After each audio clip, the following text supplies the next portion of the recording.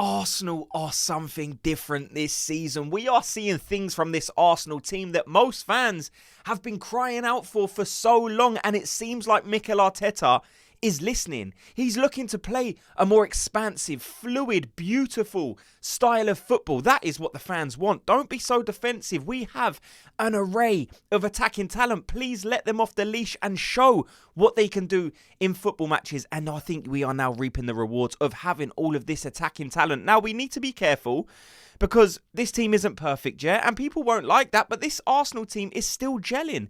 We're kind of still in a bit of a transformation period where we have some new players.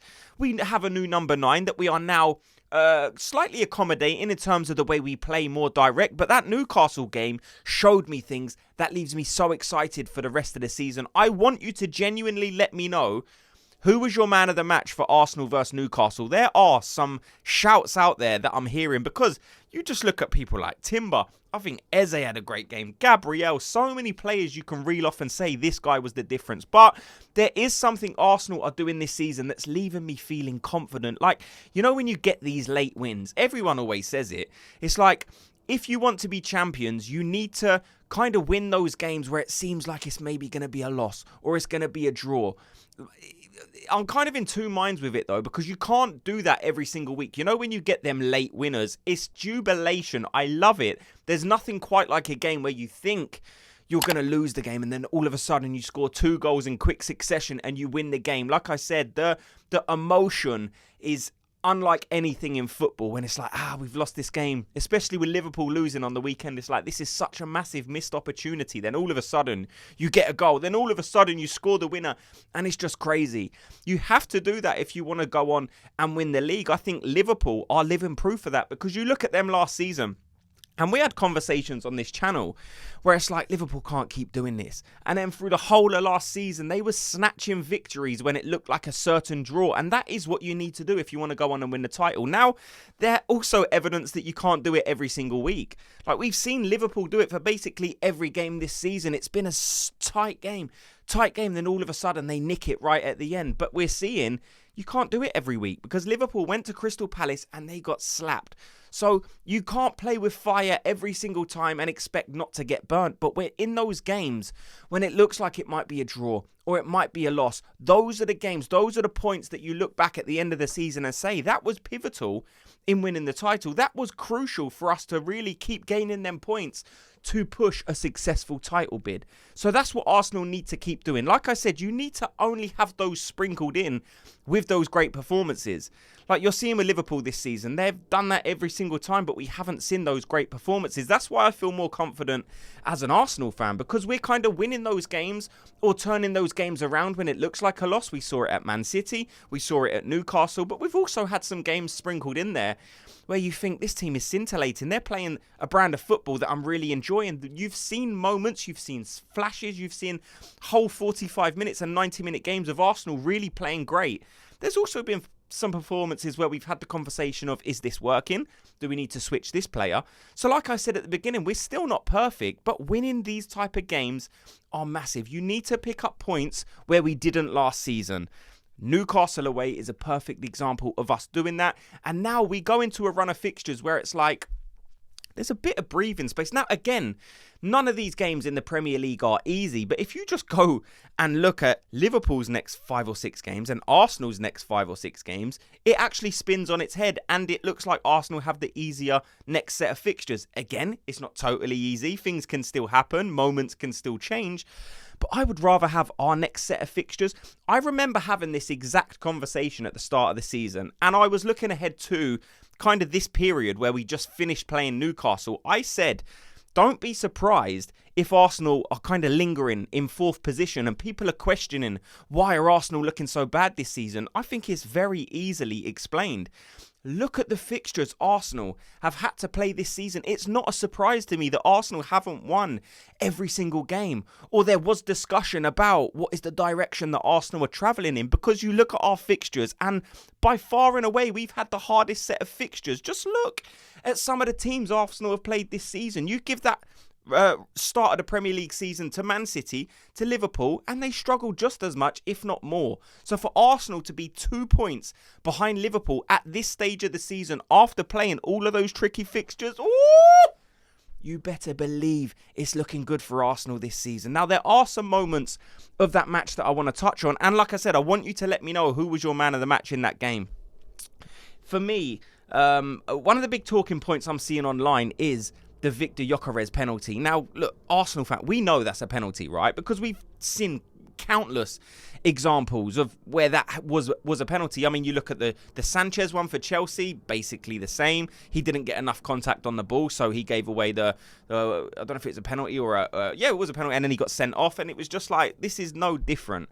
But yes, the goalkeeper touched the ball. It's because Victor Gyökeres kicked it against him. And if he didn't wipe him out and make him do a backflip, then he probably would have got the ball and scored a goal anyway. So the fact that this got overruled is, I don't know, it's just like confusing to me, because I thought the memo going into this season is we're not going to be re-reffing games by using VAR. It will only be used if there's a serious error. If it's a clear and obvious error, then VAR will get involved. And the fact this took about 49 minutes and 28 seconds signals to me that this wasn't a clear and obvious error. So again, we're going back to re-refereeing games, which was a promise we had from the PGMOL, that wouldn't be happening. We will let the referees have more control of the game, and we will only get involved in extreme circumstances. This wasn't extreme, because it's clearly 50-50 out there. Even rival fans are saying it's a penalty. Some of them are saying it's not. Some pundits, some ex-referees are saying it's a penalty, and then you get some media people saying it's not. So it's clearly not a clear and obvious error, because the debate is so split. So the fact that VAR got involved in that is just a huge contradiction to what they told us at the start of the season. So again, that was confusing. Moments I liked from this Arsenal team. I think Eze in the middle of the park is working far more than he did out on the left wing. Am I surprised? No, because I've been harking on about it for basically most of the season. Look, I like Eze out there on the left, and if that is his position, then great. But I like what he offers centrally. Those little link-up plays on the edge of the box, and then he looks to drive through, and then he looks to take the moment himself. Was he perfect in this game? No. Like I said, he's still adjusting. He's still adapting to this Arsenal team, but I think he offers something in terms of guile, in terms of, I don't know, he is that dynamo in the middle of the park that we've been missing, but we can't discount Martin Odegaard as well. That's the two I'm crying out for. I want to see a midfield three of Declan Rice or Zubimendi, and then play Eze and Odegaard together and just let this team off the leash fully. Just say to them, look, you've got all the creativity in the world. Go and play football. Go and blow teams away, because I can assure you with some of these fixtures we've got coming up, Declan Rice as the sole number 6 or Zubimendi as the sole number 6 is more than enough to hold its own against most of these Premier League midfields. In my opinion, we can overrun them, because our attacking options in those areas would just be far better than what these teams are going to be able to deal with. Like I said, you've got Rice, and then you've got Eze, and then you've got Odegaard. Them two linking up on the edge of the box and then playing through a Martinelli or a Gyökeres or a Bukayo Saka now he's back. I think the damage Arsenal can do could be frightening. Like, teams could really look at that midfield and say it's going to be a tough game. Those two players together, I think, could gel, and that is the midfield three that I want to see. Let me know if you agree or not, but I genuinely think Eze and Martin Odegaard can play together. Let me know. Mikel Merino, again, I think he deserves a shout out, because look, he's a player who's come in for criticism, not intentionally, but people are kind of causing a bit of an uproar when they see Mikel Merino on the team sheet. We've seen it at Liverpool, we've seen it in other games where they're saying he's so defensive. Why are we playing this guy? But if you look at his goals scored for club and country this season, he might just be Arsenal's top scorer. We saw in the international break, he scored 4 goals in 2 games. He scored a hat-trick from midfield. This guy is so good at just being in the right area at the right time. I've compared him to Olivier Giroud before. He's got a bit of Olivier Giroud about him. Now he's a totally different position, I get it, but he just gets on the end of things. He puts a touch, an angle on the ball that not many players have the gift. Like, Mikel Merino can direct the ball with any part of his body, and that's something I saw with Olivier Giroud at times. I like Mikel Merino in this team. Now, he's not going to be a starter week in, week out, but as Arsenal fans, I think it's important that we appreciate the contribution that Mikel Merino adds to this team in terms of an option off the bench. If you need to go out there and win a game, putting him in midfield puts you in a great position to be more attacking. Again, people see him as a defensive option. For me, he's not. Just look at his goal record and tell me any other CDM that's scoring those type of goals in history. It doesn't even exist. This guy is an attacking player. He's doing so well. So I definitely wanted to give a shout out to Mikel Merino. But I want to hear your guys' thoughts. On who you thought played well. Yuri and Timber, for me, he could have just been man of the match because he was all over the pitch. At 1 minute, he was at right back. And then he was getting on the end of crosses in the middle of the box. And I'm just thinking, there is nothing this guy can't do. I really, really liked it. Now, like I said, this game wasn't perfect. I could call out Gabriel on the Newcastle goal, but I don't think there's a need to put a negative on this game that was so positive. Like, at the end of that game, it was just crazy. Like, I was just so happy. Like, I could have just come on camera and just screamed for 6 minutes. It was like, yes, we needed that because we've seen it last season where Liverpool were dropping points and we couldn't capitalise. Every time Liverpool dropped points, I was going into a game thinking, yes, there's no way we can't win this game. All of a sudden, like, you're struggling.